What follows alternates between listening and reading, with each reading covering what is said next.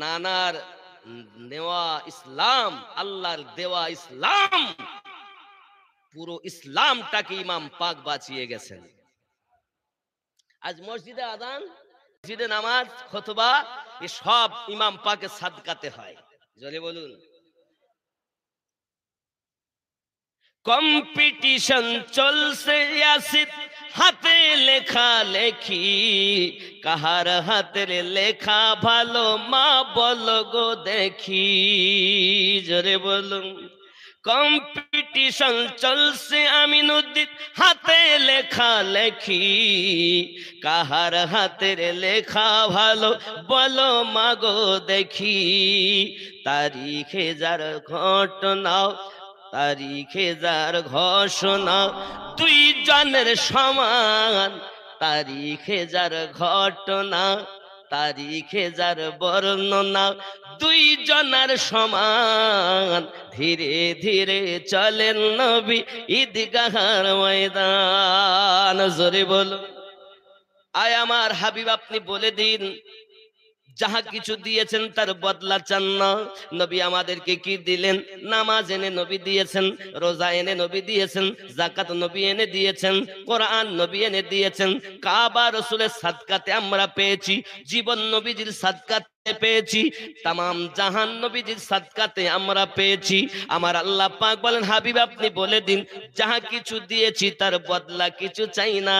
ইল্লাল মাবাদ্দাতা ফিল কুরবা, শুধুমাত্র একটি জিনিস চান। কি চাইবো আল্লাহ? শুধু বলে দিন যেন আপনার আহলে বায়াতকে তারা মোহাব্বত করে। ওরে আমার জওয়ান যুবক, খাস করে জওয়ানেরা, আমার নবী পাক আমাদের কাছে কিছু চাননি, একটি জিনিস চেয়েছেন, সেটাও আমরা দিতে পারিনি। আমরা মুখে তো অনেকে দিই বলে আমরা ঘোষণা করি, ভালোবাসি বলে আমরা ঘোষণা করি, আবার বক্তব্যের মাঝে বলি কবর নবীর মেয়ে চেনে না। জোরে বলুন নাউজুবিল্লাহ। এরা সুন্নি লয়। দুটো কারণ এটা বলা, হয় ও জানে না যে কোনটা আমার কোনটা দুশ্মনের, আর নইলে জানার পরও দুশ্মনী করে বর্ণনা করে। যদি না জানে বলে, জেনে গেল ক্ষমা চাইলে আল্লাহ মাফ করবে, কিন্তু যদি জেনে শুনে করে মাফ হবে?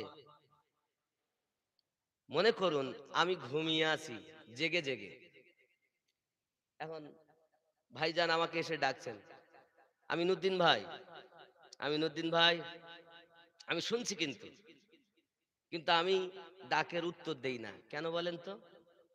আমি জেগে, যদি প্রকৃত ঘুমাতাম উনি ডাকতেন, ভাইজান ওঠেন, তো একবার নইলে দুবার নইলে তিনবার যখন আওয়াজ তো দিতাম। তুই যত ডাকবি ডাক, উত্তর আমি। যারা জেগে ঘুমাবে তাদের ঘুম ভাঙানো যাবে না, আর প্রকৃত ঘুম যদি হয় তো ভাঙা অবশ্যই ভাঙবে। আজ থেকে যারা সুন্নি দাবি করেন, আম্মা জানের সম্পর্কে এমন কথা বলবেন না যাকে আল্লাহ কবুল করে নিয়েছেন। আমার জওয়ান যুবক সোনামানিকেরা, যে খাতুনে জান্নাতের রূহ পাক স্বয়ং আমার আল্লাহ কবজ করেছেন। কে করেছেন? যুবকরে আমার তাফসীরে রুহুল বায়ানের ভিতরে লেখা আছে, আম্মা জান ফাতেমা তো জোহরা সালামুল্লাহি আলাইহা যেন আপনার কিনা বলেছিলেন, আয় আল্লাহ, ইজরাইল ফেরেশতা যদি আমার রূহ কবজ করতে আসে, সেও তো আমার কাছে আপনার গায়ের মর্দ, আমার কাছে হলো আপনার পরপুরুষ। আয় আমার রব, আমাকে কোন পরপুরুষে কখনো দেখিনি, ইসরাইলও যেন আমার রূহ কবজ না করে। আল্লাহ তুমি আমার রূহ কবজ করে নিও। আম্মা জানের কোন না কোন দুয়ার বরকত আল্লাহ পাক স্বয়ং আমার আম্মা জান সালামুল্লাহি আলাইহার রূহ মোবারকা কবজ করেছেন। জোরে বলুন সুবহানাল্লাহ। যার রূহ আমাদের আদম পয়গম্বর থেকে আজ পর্যন্ত আগামীত সকলের রূহ আল্লাহর অর্ডারে আজরাইল ফেরেশতা কবজ করছেন এবং করবেন, আর যার রূহ স্বয়ং আল্লাহ করছেন। কারণ যেখানে মৃত্যুর কথা বলা হয়েছে তখন আয়াতে বলা হয়েছে মাউতুকুহু, এক জায়গাতে বলা হয়েছে মাউতুকুহা। সেগায়ে মুআন্নাস ব্যবহার করা হয়েছে। আম্মা জান বলেছিলেন, আয় আমার আল্লাহ, আপনি আয়াতে মুআন্নাস ব্যবহার করেছেন, তার মানে কারুর জন্য করেছেন, আল্লাহ ওটা যেন আমার জন্য হয়। আমার আল্লাহ খাতুনে জান্নাতের দোয়া কবুল করেন, স্বয়ং নিজে কবুল আপনার কবজ করেন রুহু। যার রুহু আল্লাহ নেয় তাকে নাকি মাটি চেনে না। দুঃখ রাখবো কোথায়?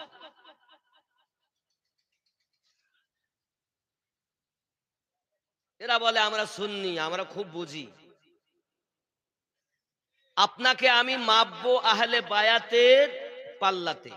কারণ শুনছিলেন আওলাদে আউলিয়া বলছিলেন যে তুফানে নূহ যেমন যারা উঠে গেল নৌকায় বেঁচে গেল, আর যারা উঠলো না তারা ধ্বংস হলো, আহলে বায়াত হলো ওই প্লাবন আসা নৌকা যেমন নূহ নবী ছিল, তেমনি সাফিনায়ে নূহর সঙ্গে আল্লাহর হাবিব তুলনা করেছেন।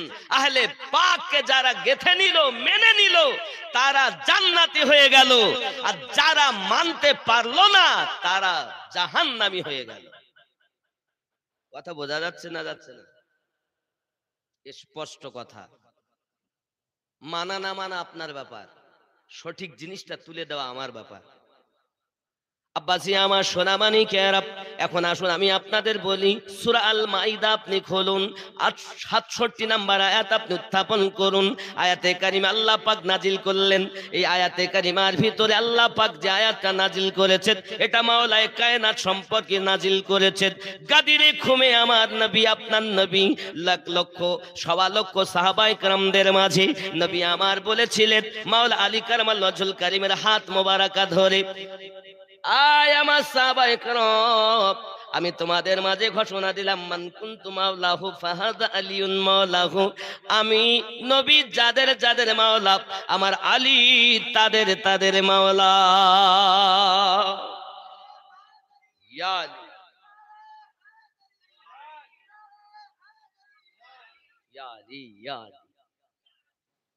হযরতে আবু বকর রাদিয়াল্লাহু তাআলা আনহু সওয়া লক্ষ সাহাবায়ে কেরাম রিদওয়ানুল্লাহি তাআলা আলাইহিম আজমাইনের ভিতরে সর্বপ্রথম যিনি তাসদীক করেছিলেন তিনি ছিলেন আবু বকর সিদ্দিক। জোরে বলুন। আরে আপনি বলছেন আমি আবু বকর রাদিয়াল্লাহু তাআলাকে মানি, তো তিনি তো মাওলা বলে স্বীকার করেছেন। আপনি কেমন মানেন যে মাওলা মানেন না? তার মানে আপনি সিদ্দিককেও মানেন না। দ্বিতীয় নাম্বারে যিনি সাক্ষী দিয়েছিলেন, তাসদীক করেছিলেন, তিনি ছিলেন হযরত ওমর ফারুক রাদিয়াল্লাহু তাআলা আনহু। তিনি বলেছিলেন, ইয়া রাসূলুল্লাহি সাল্লাল্লাহু আলাইহি ওয়াসাল্লাম, আলী আপনারও মাওলা, আমি ওমর আমারও মাওলা। নবী বলেন সারা জাহানের মাওলা।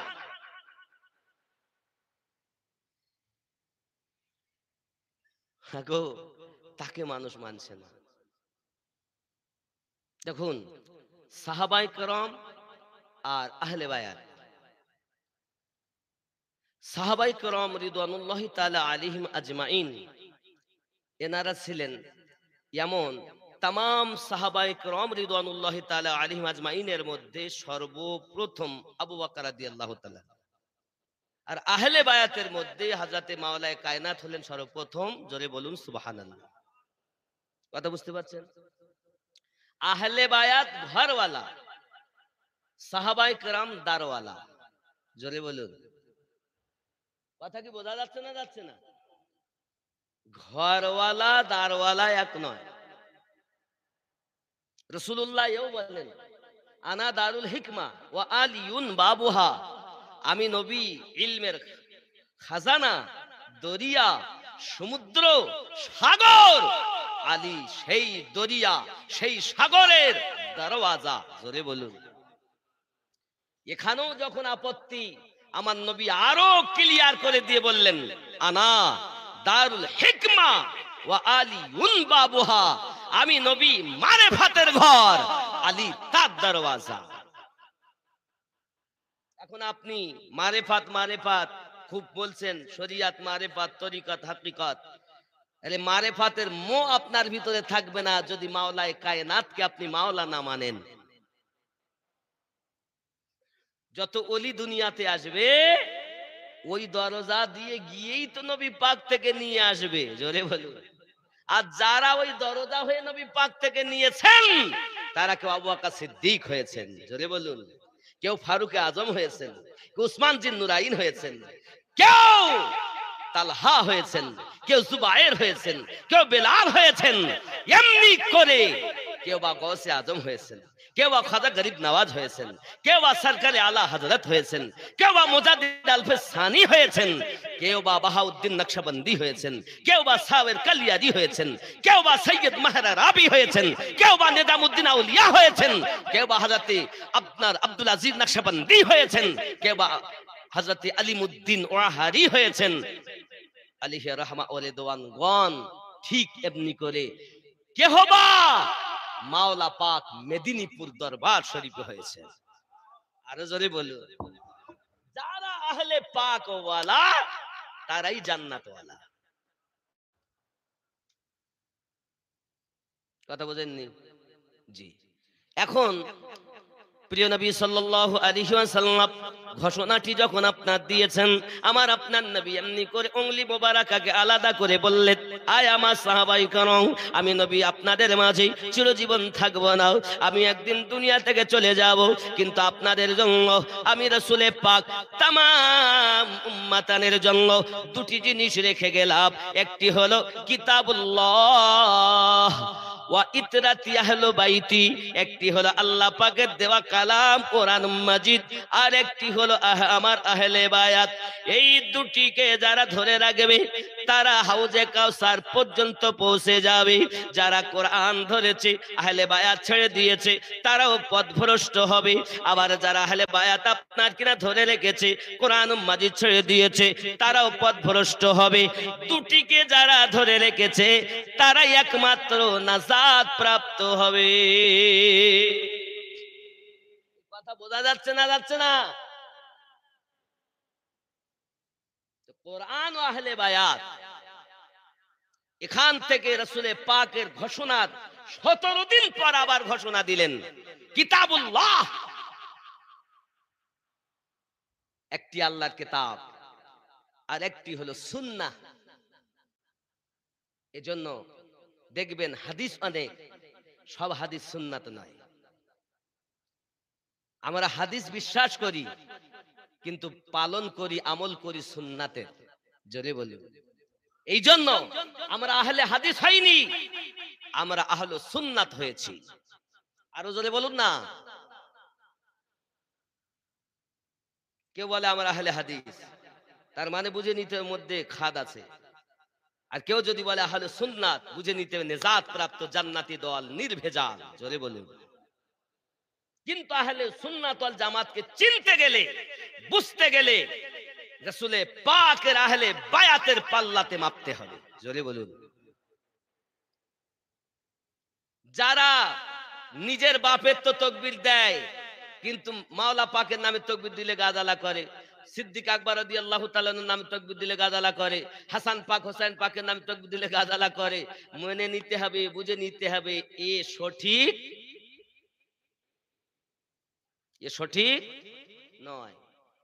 আব্বাজি আমার দেখবেন, আমি যার মুরিদ, যেমন হুজুর আরশাদ আলী আল কাদরি মেদিনীপুর, মাওলা পাক ওনাদের নামে তাকবীর দিচ্ছে, খুব খুশি। আর যেই মাওলা আলী কারামাল্লাহুল কারিমের নামে তাকবীর দেওয়া হচ্ছে, তখন ওর মন খারাপ।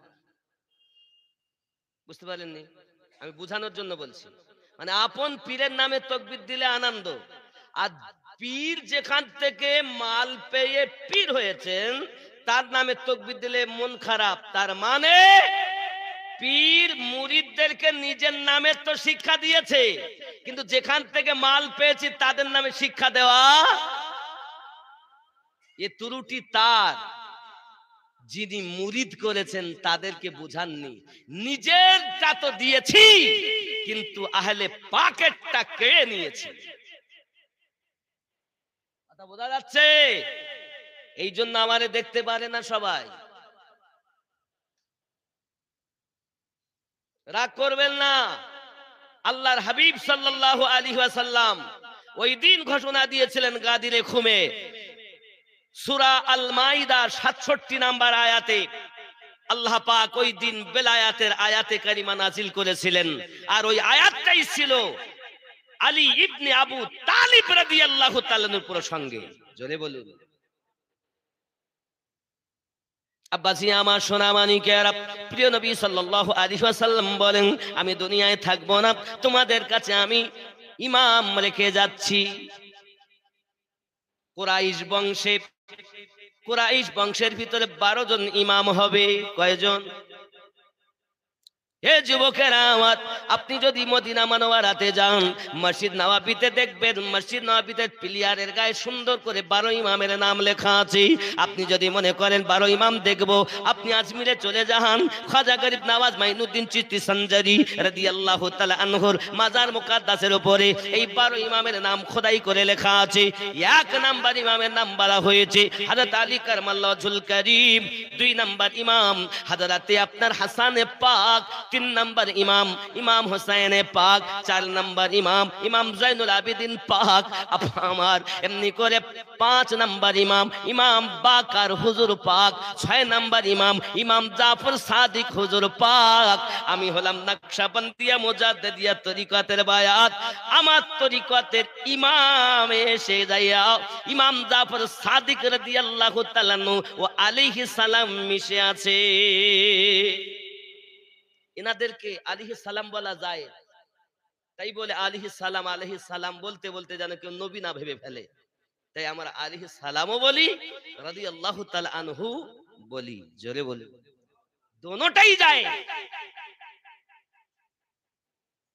রাদিয়াল্লাহু তাআলা আনহু থেকে আলাইহিস সালাম বলা বেশি সম্মানিত। জোরে বলুন। কিন্তু সাধারণ মানুষ বুঝবে না, তারা মনে করবে নবীদের জন্য খাস করে আলাইহিস সালাম বলা হয়, এর জন্য হয়তো নবী ভেবে ফেলবে। নবী ইমাম হোসাইন নবী নন, কিন্তু নবী পাক বলেছেন আমি হোসাইন থেকে, হোসাইন আমার থেকে। আলী নবী নন, কিন্তু রাসূল বলেছেন আলীর গোশত আমার গোশত, আলীর রক্ত আমার রক্ত। আলীকে দেখা ইবাদত। জোরে বলুন। হুসাইন হুসাইন করা ইবাদত, হাসান হাসান করা ইবাদত, আলী আলী করা ইবাদত, ফাতিমা করা ইবাদত। জোরে বলুন।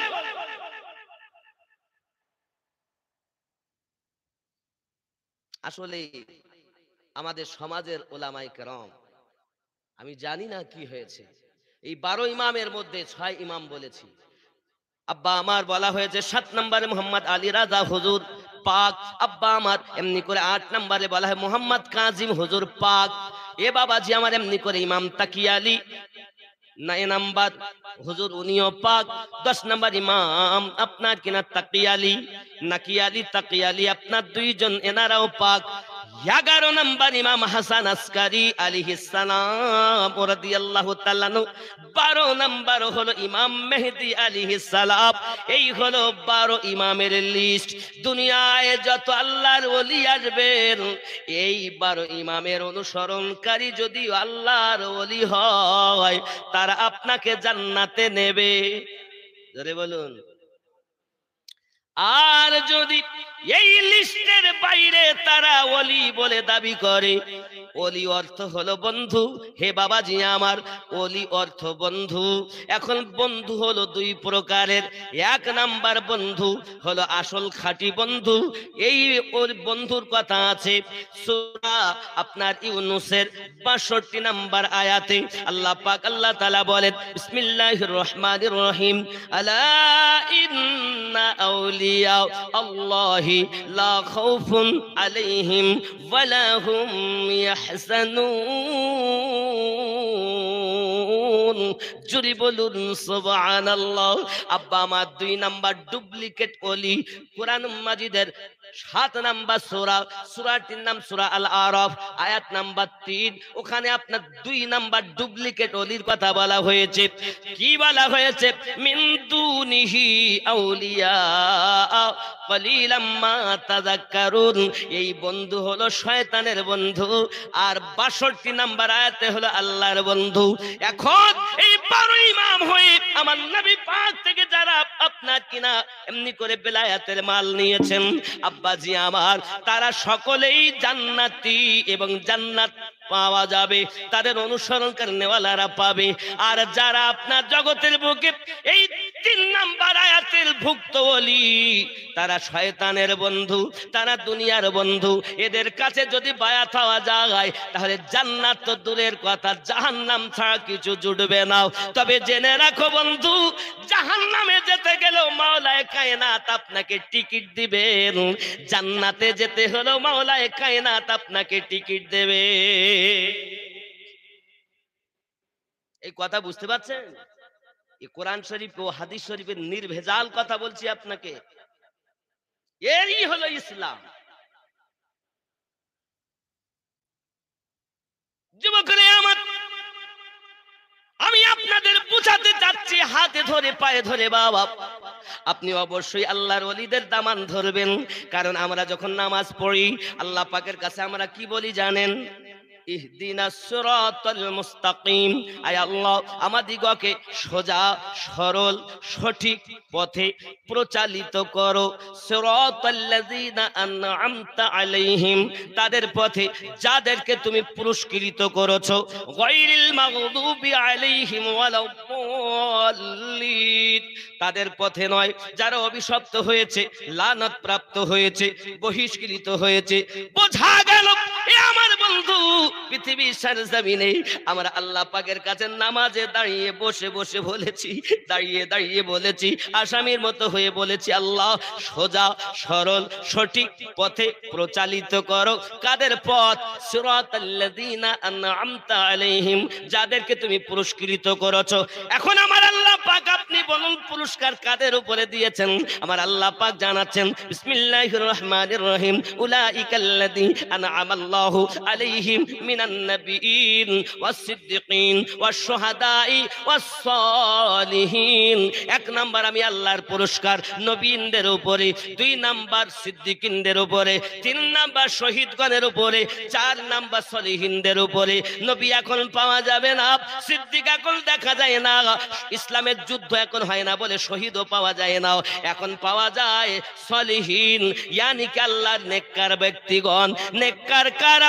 আল্লাহর পুরস্কার প্রাপ্ত যারা, আমার গৌসে আজম নেককার, খাজা গরিব নওয়াজ নেককার, আব্বা আমার সরকারে আলা হযরত নেককার, ইমামে রাব্বানি মুজাদ্দিদ আল পেসানি নেককার, মাওলায়ে পাক মেদিনীপুর তিনি নেককার। আরো জোরে বলুন সুবহান। নামাজেই তো বলেছি সিরাতাল্লাযিনা আন'আমতা আলাইহিম, বলিনি? তো নামাজে যে কথা আমরা বলছি, বাইরে এসে আমরা সেটাই পালন করছি। আর নামাজে বলে এক, আর বাইরে এসে বলে আর এক, বুঝে নিতে ওই হলো বদমাইশ। আচ্ছা, নামাজে আমরা কি করি? আসসালামু আলাইকা আইয়ুহান নবিয়্যু পড়ি তো নাকি? কি পড়ি? আত্তাহিয়াতু লিল্লাহি ওয়াস-সালাওয়াতু ওয়াত-তাইয়্যিবাত, আসসালামু আলাইকা আইয়ুহান নবিয়্যু। এ পড়েন তো না? এরম পড়ে আসসালামু আলাইকা আইয়ুহার রাসূলু। আইয়ুহার রাসূলু বলেন না আইয়ুহান নবিয়্যু বলেন? কথা বলেন। মানে আমরা নামাজে বলছি এই নবীর উপরে দরুদ ও সালাম।